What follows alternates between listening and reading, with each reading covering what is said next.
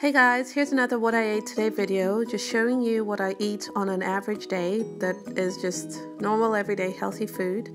I'll start with breakfast, of course. For breakfast I had a fried egg on toast.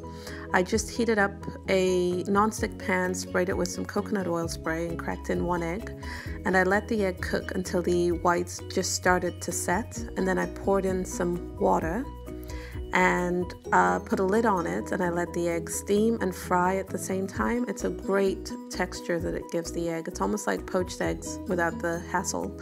And I also toasted one slice of my homemade sourdough bread. I wanted to show you guys this bag clip that I got on Amazon. It's by Oxo, and it's a really cool way of holding your bag without tying it into a knot and having to untie and retie every time. It's just, I find it really good, and it's cheap, and you get a pack of 3. I'll put a link down below. So after the egg has cooked for about 3 or 4 minutes, that's what it looks like. So I put the toast on a plate, I put the egg on top, and I season it with salt and pepper and a little bit of ketchup. And I had it with a banana. Oh yes, I also went to Waitrose earlier that day, and I got a free coffee because they give you free coffee if you're a Waitrose card holder. So I got one of those, and I heated it up in the microwave, and I had it with, I was going to have it with almond milk, but I just had it black. I changed my mind. And for lunch, I made a vegetable soup with butternut squash, potatoes, sweet potatoes, carrots, and a soup mix I got from Waitrose. And I just sauteed the onions, carrots, garlic, and a little bit of olive oil. And I added in the chopped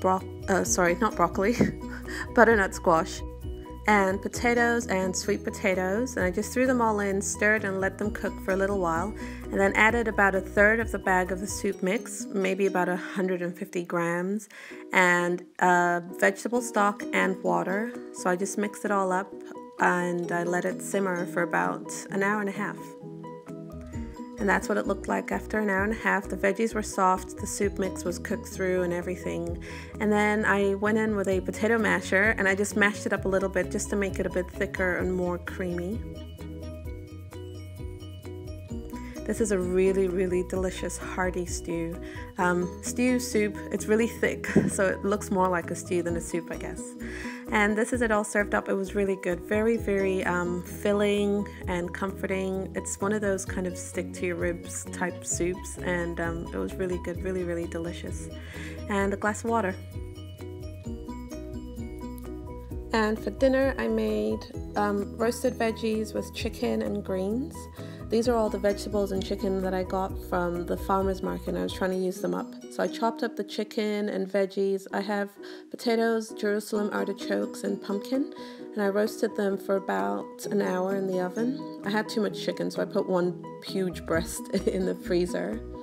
And so I like to set up my vegetables and get them all prepped before I start cooking. So I washed the broccoli and cut the big ones in half. I also washed the kale, and I just put them aside so they're all ready, so I'm not scrambling around for washing this and that while I'm cooking.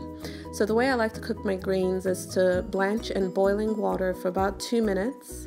So here I've got the purple sprouting broccoli, and let it cook for 2 minutes, take it out, and then I did the same thing for the kale. So after blanching, I take them out and set them aside, and then cook them in butter and garlic really quickly, because then it takes only about 5 minutes because it's already half cooked. And I didn't take the leaves off the stem of the kale because they were quite small and tender, so it was alright. So yeah, so I cooked the kale and the broccoli in garlic and butter. That's my default method of cooking pretty much any vegetable. And it takes about 5 minutes to cook, like I said, and that's it.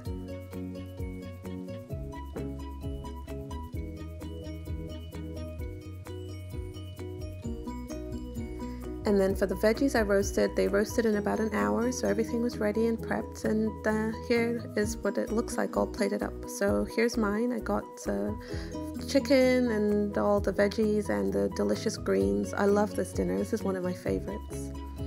And then later that night, I just cooked all my beans. My pantry was full of dried beans, and I decided to just cook all of them and have them ready in the freezer. So in the morning, I soaked the chickpeas, pinto beans, white kidney beans, black beans, and red kidney beans. and I cook them in the pressure cooker. It's a new method that I just discovered, and it takes literally 15 minutes to cook beans. It's amazing. And I have only one pressure cooker, but because they cook so quickly, I could just churn them out like one after the other really quickly, and I was done in an hour and a half.